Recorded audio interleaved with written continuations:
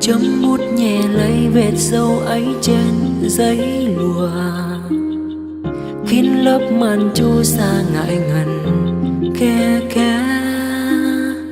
Ánh mắt ấy sao lạnh lùng tựa như sắc nguyệt đao. Xuân tàn đông đến chợt sương hóa thành bằng. Nhấn bút chậm dần hòa nên bức tranh thủy mặc. Chiếc áo màu xanh qua thẳm trầm sông núi. Ký ức cũ đang nguôi dần tại nơi khoái hoạt lắm. Ta dần già lớn rồi quên mặc kệ năm tháng. Mộng than vàn lời ai oán hư vô thành bể sau. Rừng phòng thu lặng phiêu tán theo muôn trùng gió sương. Chậm chậm biến tan, chậm chậm biến tan. Ngày một quá khứ kia đốn theo cho tàn không ngoảnh lại.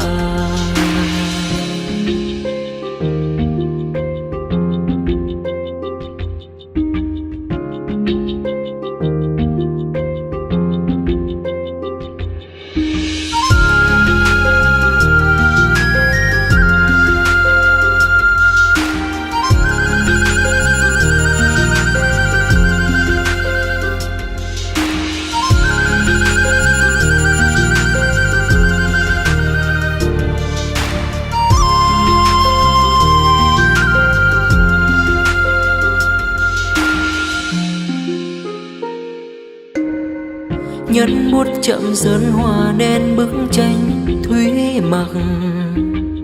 Chiếc váy hồng nhẫn như chân trời son sáng. Ký ức cũ đang nguôi dần tại nơi khoái hoạt lắm. Bao chuyện xưa cứ ùa về tân ngân dây lá.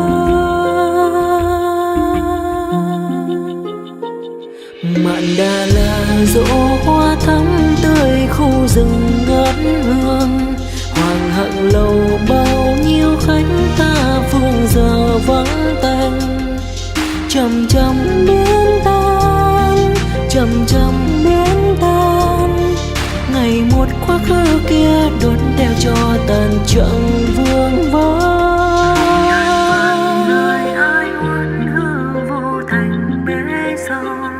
Rừng phòng thù lặng phiêu tán theo muôn trùng gió sương.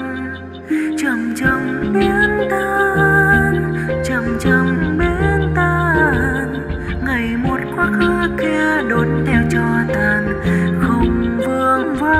Mạn Đà La dỗ hoa thắm tươi khu rừng ngát hương. Hoàng hạc lầu bao nhiêu khách ca phương giờ vắng tanh. Chậm chậm biến tan, chậm chậm biến tan. Ngày một quá khứ kia đốn theo cho tàn nghe gió thoảng. Chậm chậm biến tan, chậm chậm biến tan. Ngày từng ngày quá khứ kia đốn theo cho tàn